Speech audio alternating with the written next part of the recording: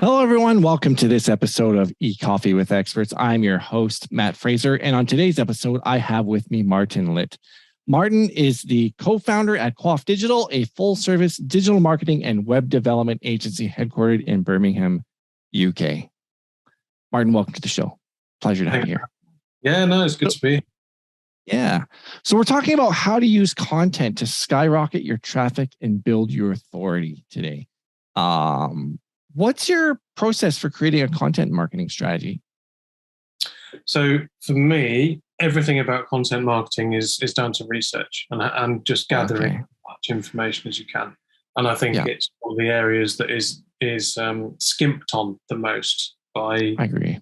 Certainly agencies in the UK. I can't speak for abroad, but to have as much information as possible from the current market, the current client base or audience, to actually go to them and ask them what they want. The amount of clients we speak to who say, "Oh, we don't really understand our market, don't really understand our client base." Yeah. So, well, have you asked them what they think? And they look at me like I've grown an extra head. Can we do that? That feels cheeky or too easy. I'm like, you absolutely should be doing that. Okay, let's go and speak to them. It can be. I've done face-to-face interviews. I've done questionnaires that are put out to mailing lists or put in shops just to gather as much data as possible. Because once you know the picture, you'll know how you're going to access that, how you're going to get in there. Yeah, it's amazing, isn't it? Well, when you how much easier it is to create content, and it's something that everybody skips. But how much easier it is when you talk to your clients, you talk to your prospective customers, you build those personas. And this is an ongoing theme that comes up over and over again when I talk to individuals such as yourself. And even enterprise level clients skip the process. Even students in school and some marketing universities, they want to get right to the tweets and right to the actionable things without building the foundation of research. So the fact that you said that is just so bang on. Yeah, enterprise are the worst because enterprise client, and I say this purely from anecdotal and third-party evidence. I've never worked with an enterprise client, but from what I've heard and what I would imagine, there's a level of arrogance there where they say we're as big as we are. We will tell our audience what they want, or we already know. And it's just not the case. It's true, though. It's true, though. You need to write down everything you think your audience wants and everything you think you know about your client base. Then you need to go and ask them, and then you need to compare the two and just see how far off you are. Because I bet you're shocked. Not you. I bet they're shocked. Oh, totally. I know of one audience, one company, I heard the story, they thought that their clientele was made up of males, and it ended up not being males, it ended up being females. It was remarkable. There's lots of stories I could, recall from my memory, but anyway, so the most important element then you would say of developing content marketing strategy is research. What else would you consider in the process? Value. Because content is all about value, especially if you're trying to build authority. It's about domain authority. It's about brand authority. It's about thought leadership. It's about all the rest of that stuff. So if you'll excuse my language, likes are bollocks, memes are bollocks. Most engagement metrics are bollocks. It's value and conversion. That's it. That's the end goal. Absolutely. Value for your audience and conversion for you. Because content marketing, it's not, at the end of the day, it's not about having fun, and it's not about being the wittiest person on the planet. It's about making enough money for your business to continue doing what it's doing. That is so true. Build authority, and you happen to have a great product or a great service as well, then great, do that. That's awesome. But let's not lose sight of the fact that you are a business. Content marketing it's not about who can go viral. I'm so sick of people trying to go viral with dross that makes absolutely no difference to their audience whatsoever. Viral isn't what viral was 10 years ago. Viral 10 years ago or 15 years ago, or Charlie bit my finger or whatever. Now it's completely fucking useless after 7 days. Yeah. But value is forever. That makes so much sense. If you take value into consideration and trying to provide as much value as you possibly can. And it makes me think of HubSpot. I mean, HubSpot came on the scene in 2006, and they provided value with content by writing a book, which they revolutionized everyone's way of thinking about marketing. I remember it came out, Inbound Marketing. And the amount of value that they provide with free tools, reports, white label, white papers, and all those, they're providing so much value to the market that they're just naturally getting clients, because people are like, holy smokes, you've provided all this value. Why wouldn't we pay for your tools that you're asking money for when you've provided this much value up front already? You're also passing your own customer base, and you're weeding out the crap, because once you start to provide, particularly in HubSpot's case, once you start to provide so much value, the people who aren't going to read it and the people who aren't going to engage with it aren't going to become your clients, but the people who do will almost definitely become your clients. So you're taking an audience of 1 million, and you know, some marketers might say, yeah, but you'll turn off 900,000. You go, well, great, because they're not going to give me any money anyway, so I don't care. I want a really engaged 100,000 that are going to give me all their business, all their money, and I'll keep chucking out value. And then every year I'll get another 100,000, and I might lose another 100,000, but it doesn't matter, because if they're not going to pay me now, they're not going to pay me later, and they're not my audience. It really gets to me how the size of an audience has become a buzzword. People talk about how many LinkedIn contacts they've got and connections. Or how many followers they have on Insta, or Twitter, or TikTok, or whatever. But you think, well, okay, but how much of that is active? How much of that is monetized? How much of that are you taking advantage of? And the rest is pure vanity, and I've got no time for it. You can have an email list of 100,000 people, and barely any of them are engaged, because I've heard this. And yet somebody has a list of 1,000 people, and those 1,000 people are actually engaged people that when he sends out an email, they'll buy from him. Whereas the 100,000, barely any, you know what I mean? Because they're not really engaged. And maybe because the person has just looked at vanity metrics rather than actually segmenting his list, providing value to actually get the right people on his list or in his audience order to. So how do you go about doing that then? What's the process that you've gone through with clients to find out what that value is to provide? Like, is there, for instance, you can share? So we work with a local aquatics business that's just down the road, which is and with these guys, we did a customer questionnaire. It was a 50 question, and we did one just on Google Forms. We did one that they could load up on iPads, and staff would carry around the shop and say to people, look, fill this in, we'll stick you in a drawer for 50 quid voucher or whatever. And we got about 4,500 responses in about 3 days, which we were really pleased. And from there, we built the ideal customer personas that we now use for them. And that was about 2 years ago. So it's probably time that I had another look at sort of just tweaking those and make sure we're not missing anything. And from there, we've got 5 personas, and we create all the content for them digitally in terms of social media posts and newsletter and whatnot. And we target everything that goes out is targeted at one of those 5 or a couple of those 5. Newsletter will obviously have sections that will be targeted to each one. And the way we know it's working is I target myself to get between 10 and 15 unsubscribes to every newsletter.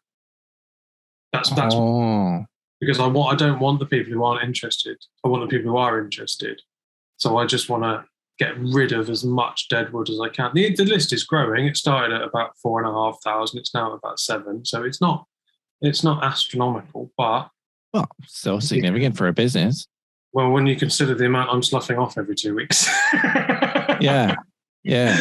I get rid of between 10 and 15 subscribers regularly. Every 2 weeks, I send a bi-weekly newsletter. This customer. So one of the ways you've learned to send value is creating a newsletter with newsletter content. They had this list of I can't remember how many it was when we took over, maybe 4,500, 5,000 like that. But they hadn't contacted anyone on there for 2 years.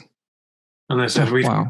need to leverage this. I said, you do, but if you go straight out to these people and you start selling to them immediately, you'll turn, even the most engaged are going to be turned off. So I said, give me 6 months and we will turn this around into an engaged audience that will start buying regularly, and you're going to have a lot of people disappear. So just be prepared.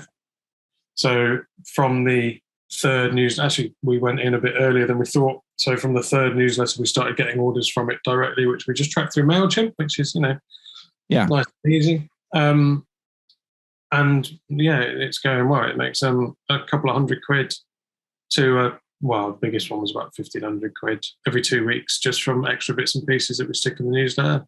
And we lose 10 to 15 subscribers every time because it's written to exclude them. Wow. So it's written to provide value, but also exclude the people that possibly don't even want to be, obviously don't want to be on the list. Absolutely. Yeah. And we don't want to waste anybody's time. So we have a nice big unsubscribe button at the bottom. Yeah. There are a lot of people trying to hide them. Ours is nice and big, blue, can't miss it. Yeah. And you might as well, right? I mean, I'm not sure how the laws are in Canada, in the UK, but in Canada, you cannot make it hard for people to. At one time, the Canadian anti-spam law was some of the toughest in the world. I remember somebody actually, when it came out, somebody actually removed me from their list because they said, this is way too ridiculous. Talking about legislation, I'm not going to risk sending to a Canadian because I'm getting fined by the Canadian government. So I've identified your IP as being in Canada, so you're off my list. I was a little pissed off. I was like, I wanted to be on the list, but it is what it is. So, but yeah. But giving people that means to unsubscribe, there's nothing wrong with it. Like, don't try and hide it. Like, they don't want your junk. They don't want your stuff. They don't want your stuff. And if you provide enough value, they'll want your stuff. And I've worked really hard writing it cleverly to get rid of them. I don't want to miss the opportunity. There you go. So what other ways did you create value, like through blog content? Because so I write for this particular client, I write 2 blogs a month for them as well. And I typically do one long one and one short one. I don't really subscribe to the word count debate. I know that rages all over the place about what's the best word count, and I think a lot of it is chance, and I think a lot of it is good writing. As long as your writing is good and you're providing value and it's answering questions that are asked regularly, you can't really go wrong. So I'll do one at around 3,500 to 5,000 words, and I'll do one around the 1,500 mark. And we'll tie those in with the digital marketing and the sales strategy that we put together every 12 months for the business. So the bricks and mortar business and the online business are all pulling in the same direction.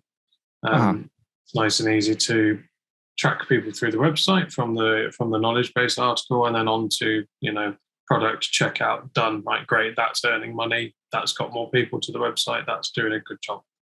And again, these are all targeted at the 5 personas. So it's all would interest at least one of them with value to the fish keeping hobby. It can be tips on equipment or on fish themselves or anything. Just something that's going to be useful, answer a problem in any one of those people's lives. And that's people make content marketing very, very difficult for themselves. But the answer is put yourself in someone else's shoes. What would piss you off? Find the answer. That's it. That's all you have to do. Yeah. And then everything will look after itself. Oh, absolutely. So are there any specific tools you use to come up with ideas for writing your blog posts? So we'll have a look at there are a couple of sort of main competition businesses, both nationally and locally, and we'll have a look at what is working well for them. What's worked well for them over the last 12 months. And we'll have a look at that. We'll also keep abreast of sort of publications within the industry and have a look at what they're talking about and what's on their websites. And then on the other hand, we'll just do stuff that we hear in the business a lot. So half of it, I would say, is reactive, is sort of going along with the flow, and that does okay. And the other half taken directly from customer questions or grumbles or feedback that I have all the members of the staff now listening out for. And every week they go to my contact there, Molly, who's brilliant. And she puts all their thoughts in an email to me, and I try and answer the ones that come up the most or the most prevalent or easiest to write about. So what I'm answering the questions of the clients in the business, as well as that's the smart. Why they want to do it. Yeah, that is so smart. I was talking to intensive, and you need a good relationship with the staff. But yeah, and it's interesting that you bring it up, because I was talking to another marketer in your country the other day, and she was on the sales floor of a business tea shop, and a lot of the content came as a result of the staff listening to herself, as well as the staff listening to what it is questions the customers are asking, and then using that as feedback to generate content ideas. So it's so smart to know those things. And sometimes it's a challenge. Like, it sounds like this business has some really engaged staff, because they really do. A lot of them have been there for sort of 5 to 7 years plus. Now, I know that doesn't sound massive, but I'd say 90% of the staff are under 30. So they've all been there from the age of sort of 17, 18 into mid to late 20s. So they're really invested in the business. They're invested in each other. It's a really good bunch of people, to be fair. The idea of listening, I got from a conversation with a lady called Jessica, just after COVID, when I started doing digital marketing. And she ran a social listening business, which is a concept I had never come across before. Yeah. She said, we do social listening. I was like, I don't have what's that? Yeah. Basically, you find out what people are bitching about, and then you provide the answer. I was like, okay, that sounds good. So I've kind of I've taken Jessica's model and incorporated it with what we do. And for this particular client, it works really, really well. Yeah, it makes me think, I haven't gotten the knack of using it yet, but BuzzSumo, I'm not sure if I've heard of BuzzSumo, I don't use it. Yeah, I haven't used it either. I've tried to use it, but I just don't have enough time to learn how to use it. Is it just me? Or are all these fancy bits of software getting more and more difficult to use? Yeah, I don't know. It seems like it. Like, say, that other bit of software that was big 3 months ago does all this, but now ours does this as well. And you're like, well, that's true. Great. I don't have a 1,000-page textbook. I don't want to go through that to learn how to use it. No. And it seems to be working what you're doing, because listening to the customers is the easiest way. They're telling you. Yeah. Keep it simple. Yeah. I mentioned to you before you hit record that I'm very much along the brutalist side of things. Yeah. I don't pay out for fancy software. I don't really think it's necessary, as long as you. I mean, the whole idea behind these fancy softwares essentially is to reduce the time spent on research. And the trouble is, it's like using Google, right? If you go to an industry or a space you know nothing about, and people ask you to Google it and come up with an answer, say medicine's a great one. Google your symptoms and you will always have cancer, regardless of what you actually have. Google will tell you at some point you've got cancer, right? Because you don't know what the right questions are to ask. So if you're programming a bit of software to go and do your research and your listening for you, you don't know the questions to ask. You don't know what it should be listening for. So what you get is probably about 60% right and 40% garbage. And then you format that into content and you put it out and it doesn't do very well. Yeah. Well, what do you expect? Absolutely. It's arrogance on a digital scale in my mind.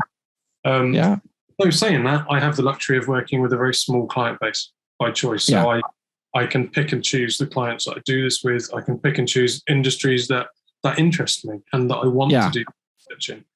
So now I can visually identify about 17 different breeds of koi. I can break down and put apart a pond pump with my eyes closed. Wow. And that's all just from research and from answering questions that customers and clients are bothered about. But it takes you down really odd avenues. So now I know how the fountains at the Palace of Versailles were run in the River Seine in the 14th century, because people are interested and they go, I like fountains. oh, these are some beautiful fountains. I wonder how they work. And I go, well, I can tell you. And I write yeah, because you're right about it. Yeah. How do you figure out which topics are worth pursuing when you get that feedback? Well, this is it. I don't need to because they've already told me it's worth pursuing because I know there's an audience waiting. No. But I mean, they've given you multiple things to talk about. Like, is it the more frequent a topic comes up, that's one's worth pursuing over another? Like, how do you prioritize? So the correct answer, and the answer I should give you, is I look at the frequency and then I write about the most popular. But the truth is I write about the one that interests me the most. Okay. Because I believe that a well-written article, written properly, it's in the business's sort of tone of voice and the agreed kind of phraseology. But you can tell if someone has enjoyed writing something over someone who has just formulaically bunged something together. And I don't know what it is; it's intangible, but you can always tell it's nicer to read. So I would always pick the ones that they always have to be from the list. I'm not just going to pick something that I want to write. Yeah, of course. Yeah. But it will always be something that has inherent interest for me so that I can enjoy writing it. Because it takes a while to write a 5,000 blog on a properly researched 5,000 word blog on something that people can later on, and then formatting it and making sure it's user, because user experience on those things is a nightmare. So sticking all your anchor links in and making sure your images are good and all sorts of that takes time. So I've got to enjoy the process. Yeah. I wrote a 3,000 word article on how to install WordPress manually on cPanel. And it took me a very, very, very long time to write. I was going to say, so I know exactly what you're do instead of that. Yeah. You're like, God, my is repainting. Let's go. Yeah, it was painful.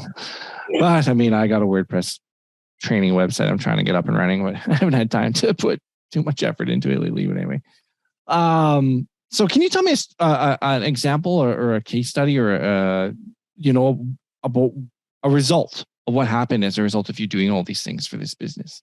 Like, what was the outcome? Did they see how much of a lift did they see in sales? How much of a lift did they see in traffic? I totted these up actually for my business networking meeting the other week. Someone asked me this exact question. We've been working with them coming up to 2 years, as I've said. They've invested with us so far 37,800 British pounds. And they've seen increased turnover on their website of 415,000. Wow. So that's going okay.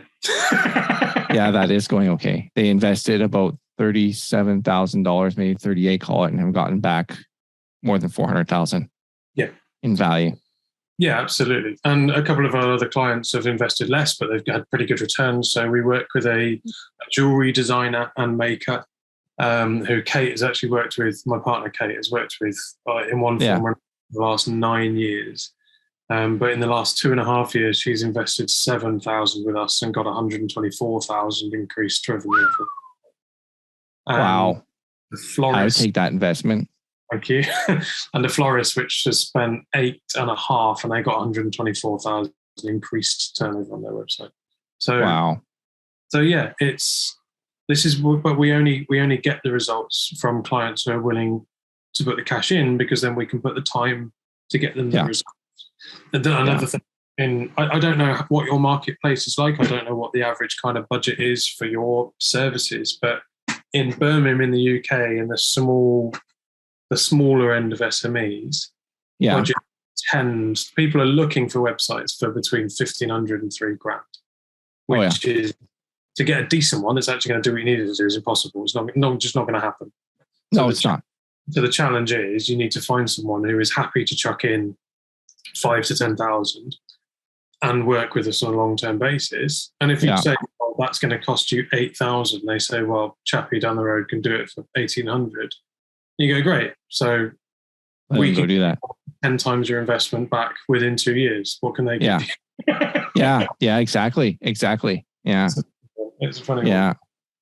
But it's just websites, they sometimes people think a website can be built for $500. I'm like, well, good luck with that. Because if you properly build it can, but it's not going to do anything for you. No. heck, coming up the USP alone and writing the content and the copy, that's a process in and of itself. I read Donald Miller's book on story brand, developing a story brand, and his philosophy about building websites. And if you take his philosophy into consideration, but they're websites that work, and he teaches the framework of how to do it, and it's very successful. And most of the story brand agencies, they're right up front. Look, we're not for startups or for smaller companies that don't have an investment to make in developing your story brand. But yet, like you said, if you do develop and invest the money, you will get a return on investment, guaranteed. And the formula that he's created is quite interesting. Absolutely. Anyway. The more you put in, the more you get out. It's the same with anything in life. Yeah. The more time, effort, the more of X you invest, the more of Y you will get as a return. And absolutely. It's the same in absolutely any aspect of life.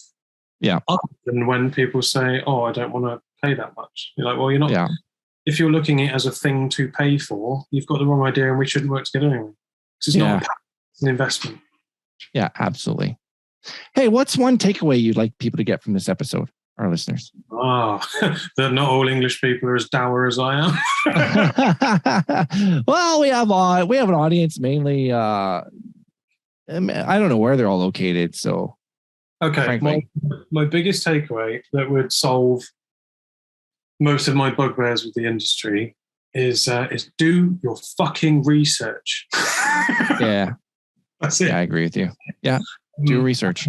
Oh, and don't take on clients for SEO if their website isn't built to handle the increased traffic, because far too many agencies do that. It seems to be a license to take money from clients. Don't even. It's daylight robbery and it's wrong, and it needs to stop. Yeah, I agree with you. But yeah, hey, how can our listeners connect with you online? I don't do a huge amount. It's one of those things. I'm sure you're the same. You do very little on your own stuff. You're too busy working with. Yeah, that's true. So the website is quaffdigital.com, or they can find me on LinkedIn. LinkedIn, okay.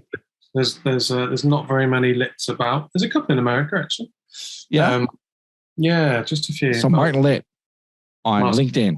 That's me. Okay. We will make sure to put it in the show notes. That's awesome. Thank you. Hey, I want to thank you for coming on the show today. It's been a pleasure having you here, and thanks for taking the time. Oh, Matt, it's been my pleasure, my honor. Thanks so much. Right on. Okay, thank you very much.